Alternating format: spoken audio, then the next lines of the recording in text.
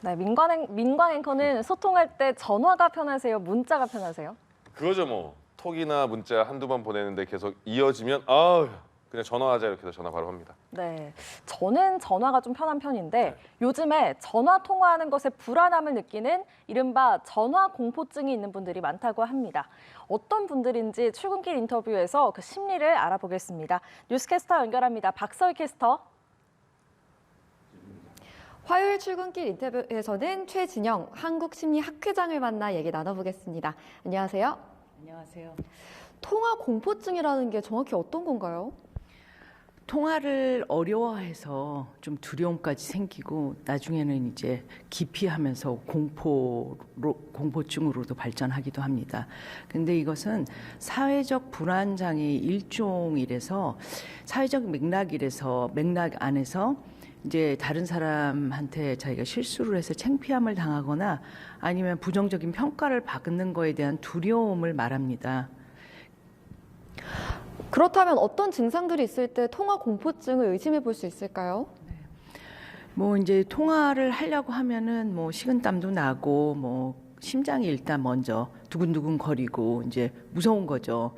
그래서 이제 그 기피하게 되는 건데 보통은 그냥 우리가 피할 수도 있어요. 전화 우리도 이제 받고 싶지 않고 하고 싶지 않을 수도 있는데 이런 이제 그 공포증을 갖고 있는 분들은 일상생활에 지장이 있을 정도로 해야 되는데 안 하고 받아야 됐는데 이제 통화를 받지 않고 이런 증상을 보일 때 통화 공포증이라고 할 수 있겠습니다. 네, 생각만 해도 일상생활이 굉장히 불편할 것 같은데요. 이 통화 공포증이 생기는 원인이 있을까요?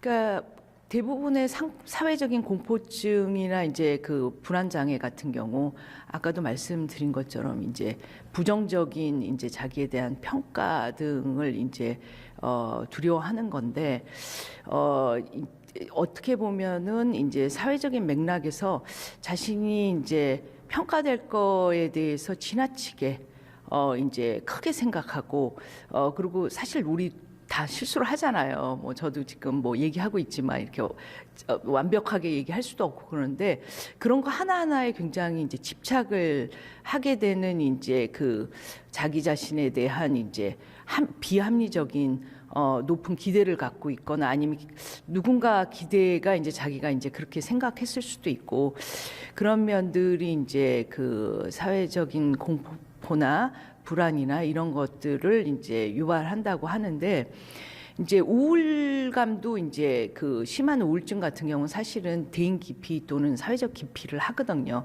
그래서 우울증도 하나의 원인이 될 수 있고 좀 드물기는 하지만 이제 전화 관련해서 약간 트라우마가 있을 수도 있습니다. 예를 들어서 정말 친한 친구나 가족들의 비보를 전화를 통해서 들은 경우 또는 이제 언어 폭력을 이제 전화상에서 이제 들은 경험이 있는 사람들 같은 경우는 이제 전화 소리만 나도 되게 무섭고 뭐 그건 그럴 수 있을 것 같아요. 근데 그게 이제 점차적으로 이제 그 없어지지 않고 이제 그게 그 기피와 또 이제 두려움 이런 것들이 이제 점점 좀 악순환의 고리로 들어가게 될 때 공포증이 생긴다고 할 수 있습니다. 이 통화 공포증도 불안 장애에 속한다는 거죠. 그렇죠. 크게 보면 불안 장애 안에 사회 불안이 있습니다. 그래서 그 안에도 이제 이 통화 공포증이 하나의 그 증상이라고 할 수 있겠죠. 그렇다면 이 불안 장애를 벗어나기 위해서는 어떤 노력들이 필요해 보이나요? 네.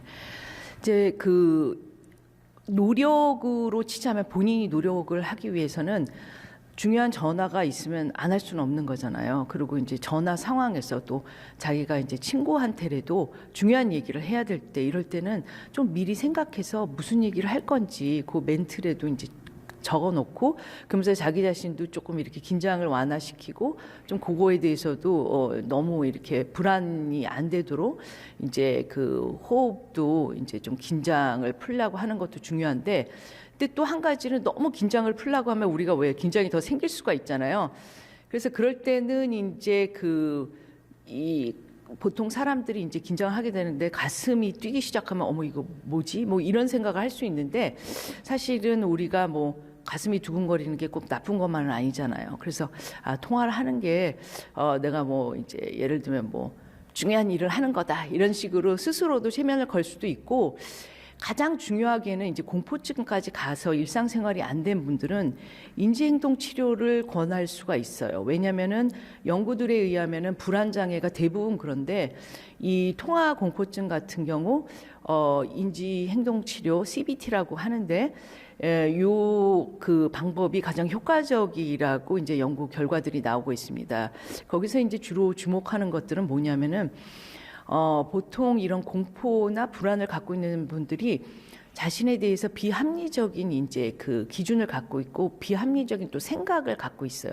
난 실수하지 말아야 되고, 그 다음에 이제 그 이런 상황에서 모든 사람들이 다른 사람들도 실수를 안 할 것 같은, 그 다음에 또 전화를 하다가 보면 상대방하고 의견이 다를 수도 있고 그런 건데 그때 막 나쁘게 심쿵이 타고 오면서 이거 어떡하지? 막 이렇게 하는데 사실은 누구나 그럴 수 있다는 거죠. 그래서 이런 그 통화가 이제 편한 사람들, 이제 주로 기성세대가 되겠는데 경험이 축적되면서 사회적인 상황은 절대로 이제 완벽할 수 없고 서로 간에 이제 얘기를 하면서 풀어가는 과정이라고 생각하는 게 통화공포증을 극복하는 좋은 방법이 될 것 같습니다. 네, 오늘 좋은 말씀 고맙습니다. 지금까지 출근길 인터뷰였습니다.